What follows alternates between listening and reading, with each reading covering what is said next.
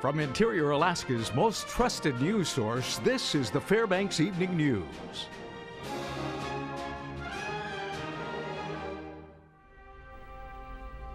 Good evening. The state has issued some of the most restrictive burn bans ever seen in Alaska. That's right. Ryan Grimes has that story. Can't take the chance of a human start fire right now, especially within the community. Fire officials have closed all burning in much of Alaska because of high temperatures and dry conditions. Alaska Division of Forestry Fire Prevention Officer Michael Goyette says the fire danger in Fairbanks is at an all-time high. Firefighters were able to stop a 5-acre fire near Fairbanks just a few days ago. The Chena River is low right now. The woods are dry, extremely dry. We have numerous fires around the state, so our resources are depleted for new fire starts. Fire officials are using game management units across the state of Alaska to enforce the burn closures. All highlighted areas on the screen are under burning restrictions. That affects all open burning. So that is, our permitted burns are suspended. Approved burning devices are not allowed anymore because they could start a fire. Campfires are not allowed, and any charcoal fire is not allowed. Bureau of Land Management Alaska Fire Service spokesman Sam Harrell says 600 firefighters from out of state will be joining Alaska crews during the 2015 fire season. And the number of people is increasing daily as we bring in more crews and more just overhead personnel to help. 2 of these crews are going to go to the Healy Lake fire. One of the crews will go to Tok to be pre-positioned there if something should arise. They could also end up assigned to the Tanana Slough fire, which is there at Dot Lake. Governor Bill Walker declared a disaster emergency for the Kenai Peninsula Borough today because of the 7,500-acre Card Street fire in the area. The Sockeye fire in Willow consumed over 25 homes in its wake. That one is currently at around 7,000 acres. So of the 288 fires that we've had so far this season, 49 of them are still active. A couple of days ago, we had 10 new starts. Yesterday, we were fortunate there was only 1 new start yesterday. The closure that's in effect is probably going to be in place for a couple weeks. It takes a little bit longer to lift it than it does to put it in place. We're going to need considerable rain to get everything wet to make things safe as well. This is Ryan Grimes reporting. With current dry conditions holding steady, some might be wondering what the rest of the season might look like. Today, the monthly climate forecast briefing took place at the University of Alaska Fairbanks. The Climate Prediction Center outlook for July through September shows a 40 to 50% chance of significantly above normal temperatures in the interior eastern Brooks Range and the North Slope. It could be higher in western, south central, and southeastern Alaska. Rick Tolman of the National Weather Service said the major factors that play into forecasts are warming sea surface temperatures near Alaska and the low ice coverage. Tolman says fire weather will be the feature of the month presentation for the July 17th meeting. It is important to remember that these are either monthly or seasonal forecasts. Doesn't mean there won't be a single cold day or even a single cool week. What we're trying to forecast is the entire season. At 2:12 this morning, Fairbanks police were contacted by a driver who had been shot in the leg while driving a vehicle after leaving Kodiak Jack's bar at Airport in Cushman. Police said the wound was not life-threatening. The driver and 2 passengers reported being chased by 2 men in a 2015 silver Dodge Charger. The victims reported that the passenger of the Charger was hanging out of the vehicle and shooting at them while the cars were driving at high speeds. Fairbanks police spotted a 2015 silver Dodge Charger going north on the Steese at about 80 miles an hour. It was found moments later abandoned on Glacier Street. A police canine found a gun in an alley nearby. Now, 2 suspects were contacted within a short time, questioned and released pending further investigation. The suspect vehicle is a rental car from Anchorage. Early on in investigations, it's very routine that individuals that we contact through the course of an investigation are released while we're still in the process of gathering information and evidence and talking to witnesses. Some of the details regarding what initially transpired are vague right now, and so that's why the investigation is going to continue. The driver that received the gunshot wound to the leg was in the process of trying to get away from the other vehicle that was chasing them. Police say one subject is from the Fairbanks area and another from Anchorage. However, they confirm this shooting does not appear to be related to the recent murder of Fairbanks man John Kaverlik Jr. Kaverlik was fatally shot outside of another local bar, and the investigation into his homicide continues. The 2 unidentified men could be looking at charges including attempted murder and felony eluding. All right, when we come back, the Fairbanks Board of Education finalized the school district's operating budget for the coming fiscal school year. All right, also it's Friday. We will have our annual weekly gardening tips. Those stories and more when we return. Stay with us. And welcome back. The budget process is done, at least for a few months. After beginning the process in March, the Fairbanks Board of Education finalized the school district's $244 million operating budget for the coming school year. State funding came in about $800,000 less than anticipated. That left the board with roughly $3.7 million worth of revenue to spend, thanks to a near $500,000 increase to the tax levy on borough property owners. Thursday night, the board agreed to add back $2.3 million from previous cuts, which came in the form of several part-time behavior aid, secretary, and response to intervention positions. High school activity coordinator positions were also restored, as was funding for high school department heads. The remaining $1.4 million was split, with $150,000 going to the board reserve and $1.2 million into the district's dangerously low fund reserve account. We are very, very appreciative to the borough for providing us with these funds so that we can make some of these adjustments, which we know in the long run are going to impact our students and in a good way. We are definitely not out of the woods, and I think, increasing our fund balance is responsible. All right, dads, Father's Day is just around the corner. If you're looking for a way to celebrate, there are a number of local events going on this weekend. Sourdough Fuel is putting on a car show in honor of the special day at the corner of Van Horn and Lathrop Street. The event is in its 14th year. All types of vehicles will be on display, as there are no restrictions to the makes and models allowed to enter. Anyone can sign up to show off their car, but must register by 10 a.m. on Saturday. The festivities aren't just focused on fathers, though. There will be plenty of activities for children as well. Sourdough marketing manager Antoine Cooks says the event is actually being held on Saturday from 11 to 4, the day before Father's Day, to attract people who already have made plans for Sunday. I think we do get those families that we haven't got the past 13 years, the families that were going to Sunday church in the morning, that we were having a show, that would miss it, or that they were doing maybe breakfast with dad on Father's Day. They would miss these type deals. So moving it to a Saturday, I think is a great deal. With the sun and heat we have been receiving, now is the perfect time to start establishing your lawn. Tonight with Gardening Tips, we'll give you the tools for getting your lawn off to a good start. Hi, this is Stephen Seafelt with the Cooperative Extension Service with this week's episode of Garden Tips. And today we're going to talk about seeding your lawn. For a lot of reasons, your lawn might not be in as good a shape as you'd like. And so what we're going to do today is talk about what to do when you're starting a lawn from scratch.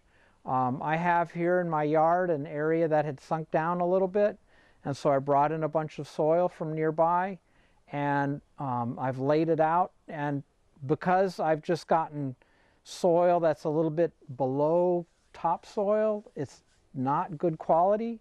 And so the first thing you need to do is add enough nutrients to support the grasses. And to do that, I'll be adding a whole lot of compost that came from the compost that I produced last year. You want to rake that in and mix it up really well. And then you need to seed the area. Now, you want to put on about 4 pounds, 3 to 4 pounds of seed per 1,000 square feet. So you've got to measure your area, figure out how big it is, and then buy enough seed to do that. Use an Alaska Garden Mix seed. You don't want to just go buy any old seed. You want garden mix. If it's a sunny site, make sure that it's got bluegrass in it.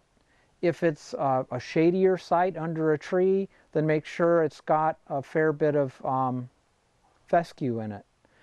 There's Arctic red fescue that's really good in the shady areas of your yard, and it'll do much better than the bluegrass will.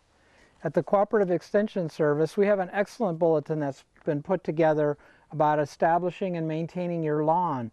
We have one for South Central and Interior Alaska, and we also have one for Southeast Alaska. Please join us next week, where we'll talk about raking in your seed and watering. Gardening Tips, brought to you by Fairbanks Stump Grinders and by Midnight Sun Family Medicine. Daryl, have you been working on your garden lately? I have, and my lawn as well. So Well, my husband was recently frustrated with me because he left for a little bit and I forgot to water all the plants, so they kind of died. New lawn for Father's Day. It's all right. Sorry All for right, that. well, Joe Cook is up next with sports and he will break down the new UAF men's basketball schedule. Also, we get you prepared for a loaded summer solstice weekend. Stay with us.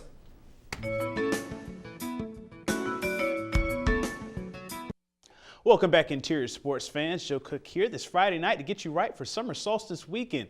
The UAF men's basketball team released their schedule for the 2015-2016 season on Thursday afternoon. Head coach Mick Durham, going to his 5th season in Fairbanks, will lead the Nanooks into an interesting preseason slate. They have 2 exhibition games against Division I programs. The first against the University of Nevada on November 6th, and the second against Brigham Young University on November 7th. BYU was an NCAA tournament team this past season. Alaska will host the GNAC Pac-West crossover on Friday, November 13th. Hawaii Pacific UAA and Chaminade are in the field this year.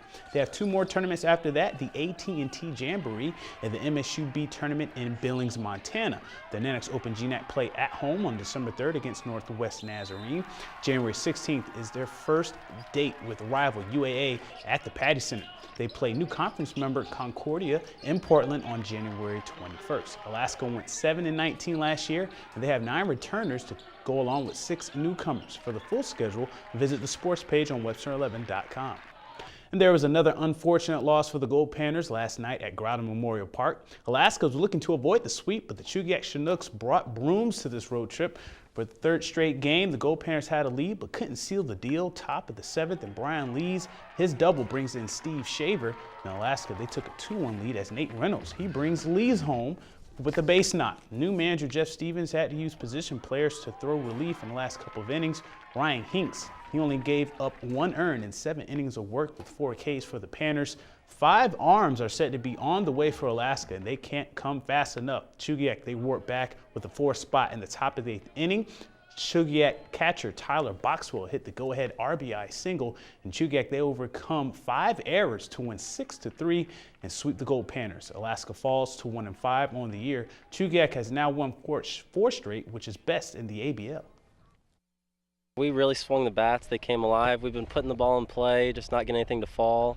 We finally just said, hit it hard, hit it hard. They're going to find their way through, just strung some bats together. It doesn't matter if we're leading in the 7th, down in the 7th. We just play all 9 innings hard. As long as we stay on this win streak and maybe even a little bit longer, I think I'm going to keep the stash growing. Just trying to keep the team live, do something different every day, and I thought I'd bring the stash to the team, try and keep everybody up. Alaska Nanook Hall of Famer Brad Olson is on the court in Spain seeking a 5th pro title. Olson is back with Barcelona, who are trying to repeat as La Liga Endesa ACB champions. Olson earned his 4th pro title last season with Barcelona. They are playing Real Madrid in the league finals. Game 1 was today, but Real Madrid, they took Game 1 with a 78-72 victory. Olson played 20 minutes and finished with 2 points, a rebound, and an assist. The North Pole product has been all about defense this year, though. Olson was named to the EuroLeague All-Defensive First Team this season. Barcelona will need his offense, too. Game 2 is Sunday in Barcelona. One of the headline events for the summer solstice weekend is the 33rd Midnight Sun Run. We'll have live coverage of the race and more right here on Channel 11 this weekend. Race day registration is $35, and it's from 4 to 9 p.m. at the Patty Center tomorrow. The race starts at 10 p.m. at the Patty and finishes inside Pioneer Park. Over 2,000 people have already signed up, but there is a change to the race course this year. The Fairbanks, Teal, and Romola Streets loop has been cut out this year, and runners will go right down Birch Lane. The finish will be inside Pioneer Park in front of the dance hall. Race organizers are hoping for someone to finish under 32 minutes. Last year's winner, Chris Eversman of Fairbanks, finished in 34 minutes 21 seconds for his first Midnight Sun Run victory. Katie Krahilk of Anchorage could be back to win her 3rd straight women's title. She was the first costume runner to finish as well. She finished in 38 minutes 4 seconds last year. And there are a ton of sporting events for this weekend. Here are a few of them. In addition to the Midnight Sun Run, there's the Midnight Sun one-pitch softball tournament. That starts tonight at midnight at Hesray Complex. The Yukon 800 will begin at 11 a.m. on Saturday as riverboat racers take off from Pikes Landing. The Fairbanks Golf Association Senior Amateur Championship is this weekend. Round 1 is Saturday at the Fairbanks Golf Club. Round 2 is Sunday at the Chena Bend Golf Course. Sunday is the 110th Midnight Sun baseball game at Groudon Memorial Park. The Panthers will take on the Seattle Studs. For the full list of summer solstice sports events, Visit the sports page on Webster11.com. And that'll do it for sports tonight. Your full weather forecast is coming up next after the break, and we'll catch you next time. And welcome back to the weather segment of our broadcast. Mike Schultz still has some time off. He's actually in that Morris Thompson golf tournament. We wish him the best of luck, and it is a scorcher out there. Let's get right to it by looking at our conditions and almanac for the day. Our recent high is 81 degrees. Our overnight low was 49 degrees. Record high set in this date in 1948. That is 90 degrees, folks. Yes, it can get hotter here in the interior. Record low 37 degrees set in 1954. Sunrise and sunset 21 hours, 45 minutes. That's a gain of 3 minutes over yesterday. Winds east 5 to 15 miles per hour, and the barometer is rising at 29.97. Let's go ahead and take a look around at the Alaska satellite. Tons of just gorgeous weather statewide, as you can see. Really not much to talk about. A little system developing in the Gulf of Alaska, and then but it's just sitting there stagnant. So we'll see what happens in the next couple of days. But pretty much just normal temperatures. What you had today is what you're going to have through the weekend. Taking a look at the Alaska weather highs for the day. Fort Yukon getting up there with us, 79 degrees. Barrow even 61 degrees this time of year. That is gorgeous for them. Nome 61 degrees. Bethel 83, and the weather continues. Anchorage a little cool at 64. On the Panhandle, Juneau 67, and Ketchikan catching in at 58 degrees for today. Let's go ahead and slide all the way down to the lower 48 and see what we can see. Yeah, that storm system that was affecting the Pacific Northwest, that has moved on into the Middle Plain states and upper Northern Plain states, affecting parts of Minneapolis later tonight and, Minnesota and then Illinois. Other than that, the heat bake continues down in the southwest. As you can see, Las Vegas 111, Phoenix 114. They once again tied their record high for this date. They did that yesterday as well. Salt Lake 94 degrees, and Dallas clearing out a little bit after all that wetness, 95 degrees for them. A little system moving over the Gulf of Mexico, affecting Louisiana, New Orleans 90 degrees, Miami beautiful, perfect 92 degrees. That's where I want to be. Little storms to the northeast, New York 85 degrees for today. So let's go ahead and take a look at what the satellite radar shows. As you can see, not much to talk about. A little system up there. Not really doing much, no severe thunderstorms into the weekend so far, but of course time can only tell on that. Let's go ahead and take a look at tomorrow's forecast for Alaska. Starting up north, fog for Barrow and then tapering out toward the afternoon. Fort Yukon, another hot day at 79, and Nome, look at that, 75 degrees. Can you believe that? Thunderstorms a possibility for Fort Yukon. Let's go ahead and take a look at the interior. 85 degrees for us here, Healy 82, Delta 81 degrees. Mostly sunny with areas of smoke region-wide. Now, there is a slight chance of thunderstorms near us. I'm not going to say on top of us for tomorrow, but you never can tell. And let's go ahead and take a look at the Panhandle for tomorrow. Juneau and Ketchikan in the low 60s with showers scattered throughout the evening or the afternoon and evening for them. Taking a look at the southwest, as we can see, mixed bag of weather. As you can see, 81 checking in with for Bethel and thunderstorms for them as well. Kodiak 66 degrees, Cold Bay 60 degrees. And then we'll take a look at south central conditions for tomorrow. Anchorage rebounding to 71, Homer 64, and Valdez also ditto at 64. Good fishing time right now, that's for sure. Okay, let's go ahead and take a look at our special weather statement. Yes, there is a red flag warning, and it has been extended through midnight tomorrow. I would only assume that tomorrow it'll be extended again. Hot temperatures, low humidity, that means major fire danger. So use caution, please, won't you? Okay, let's go ahead and take a look at our short-range forecast. Overnight, 58 degrees, clear skies, chance of an isolated thunderstorm north of Fairbanks, but not in the city. Sunny and warm tomorrow, chance of afternoon thunderstorms, 85 degrees, and our long-range forecast. Take a look at that. Nothing but temperatures in the 80s, mid-80s, mind you, and then overnight lows in the 60s. That means it's going to be hot. And we're joined with some of our kids that spent the week with us for the Broadcast Academy. That's right. Our very own Katie Looper used to be a Broadcast Academy student. She sure did. And now she instructed them this year as well, so that's very good. So we're glad to have these guys along, and you will be able to see some of their work tomorrow during the Saturday Evening News. Yeah, so you can catch that at 6 p.m. or 11 p.m. as well. So where we will be live from the Midnight Sun Run. Yes, absolutely. That's going to be exciting. It is. Chock full of activities this weekend. We'll be sweating Absolutely.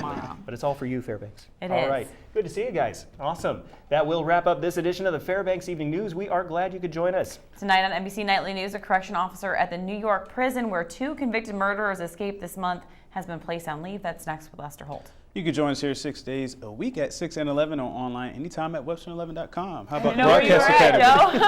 Broadcast Academy. Well, you guys take it away. Why don't you guys take us out? All of you, say it. From all of us here at the News Center, have a great night. golf clap.